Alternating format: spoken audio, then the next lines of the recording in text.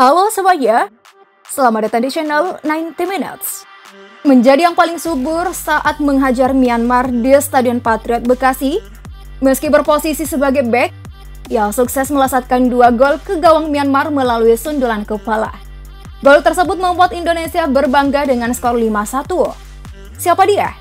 Kali ini, channel 90 Minutes akan membahas transformasi seorang pemuda yang menjadi andalan Coach Shin Tae-yong.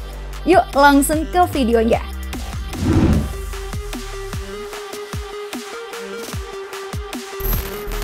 Pemain muda itu bernama lengkap Muhammad Ferrari.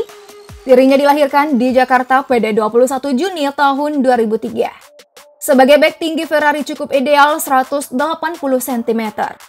Dalam formasi 3 bek sejajar, pemain yang menjadi andalan Coach Shin Tae-yong tersebut berposisi di kanan. Saat tampil, pembawaannya tenang dan reaksinya lugas plus dingin. Karakter seperti ini sudah diasah Ferrari sejak masih belia 10 tahun. Itu berawal dari keinginannya berlatih sepak bola, seperti banyak teman-teman sebayanya. Hal tersebut disambut hangat sang ayah dan ibu. Sang ayah, Paino, yang adalah mantan atlet voli pada tahun 1995 dan kini berprofesi sebagai petugas keamanan security. Sang ayah termasuk orang yang cukup strike dalam perkembangan bakat sang anak. Ia boleh memasukkan anaknya ke SSB Jagakarsa. Hal ini tak disia-siakan Ferrari untuk menimba ilmu. Setahun kemudian, sapaan Ferrari, dimasukkan ayahnya ke SSB Jakarta Football Academy GFA. Ini dilakukan sang ayah agar anaknya bisa tampil dalam kompetisi swasta yang diikuti GFA di kategori U12, U13, U14 dan U15.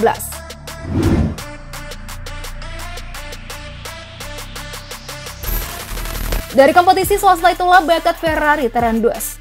Pada tahun 2018, Ferrari terpilih sebagai pemain pilihan kompetisi tersebut untuk tampil di Gothia Cup 2018 di China untuk kategori U15. Nah, dalam ajang ini Ferrari mempersembahkan gelar juara. Kisah sukses ini membuatnya dipinang Tira Persikabo yang saat ini bernama Persikabo 1973. Ferrari diproyeksi sebagai pemain U16 yang tampil di Elite Pro Academy EPA. Hasilnya Tira Persikabo juara EPA U16 2019. Performanya selama di EPA U16 2019 ini ternyata dipantau serius tim pemandu bakat Persija. Begitu selesai kompetisi, anak kesayangan Nur Hayati ibu ini diminta Persija bergabung untuk tim akademi. Ferrari dipanggil pertama kali ke Indonesia U20 pada tahun 2021. Ia masuk daftar panggil Shin Tae-yong menjelang pemusatan latihan di Turki pada November. Setelah 2 pekan berlatih, Ferrari masuk daftar 36 pemain yang dibawa ke Turki. Ferrari membawa skuad berjuluk Garuda Nusantara itu menundukkan Cakalele Sport dengan skor 2-1 dan Moldova 3-1. Satu-satunya kekalahan datang saat menghadapi tuan rumah Turki, yakni dengan skor 1-2.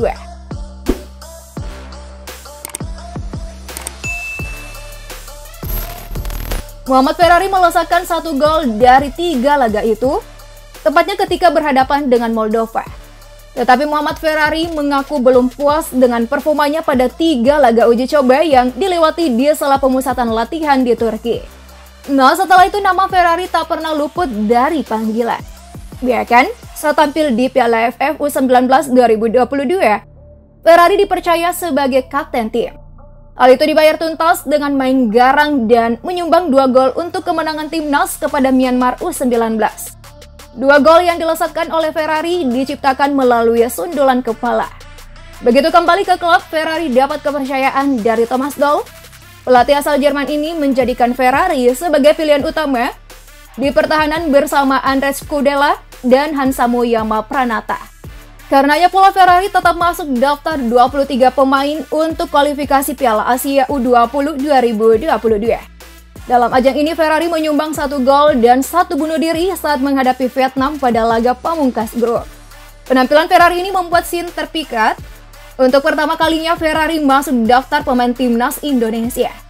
Pemain asal Jakarta ini dipanggil untuk bergabung dengan timnas Indonesia di ajang FIFA Matchday melawan timnas Kurakau.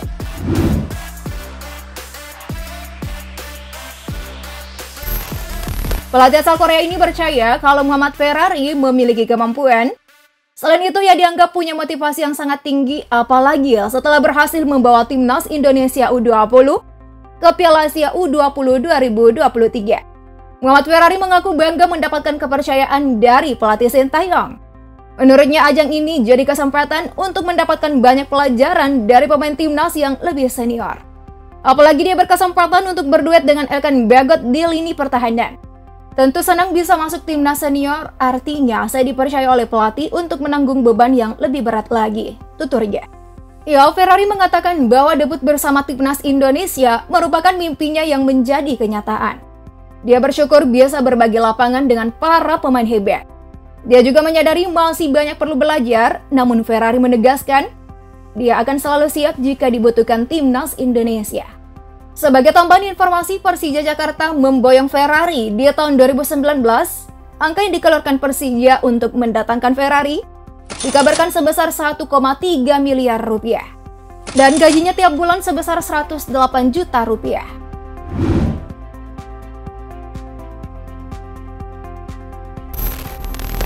Ferrari diproyeksikan untuk menjadi anggota skuad Persija U18 di kompetisi Elite Pro Academy IPA 2020. Atau ketika dibutuhkan, Ferrari bisa saja juga didaftarkan untuk bermain di Persija U20 pada IPA U20.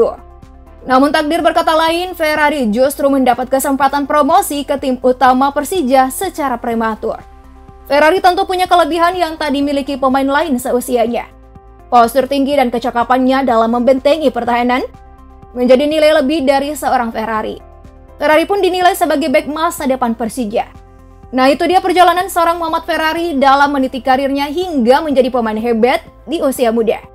Kita berharap kehadirannya di skuad Garuda akan memberikan prestasi bagi negara kita. Bagaimana menurut kalian dengan pertumbuhan karir Ferrari yang begitu cepat? Coba berikan pendapat kalian di kolom komentar agar kita dapat saling berdiskusi. Terima kasih telah menonton. Bye!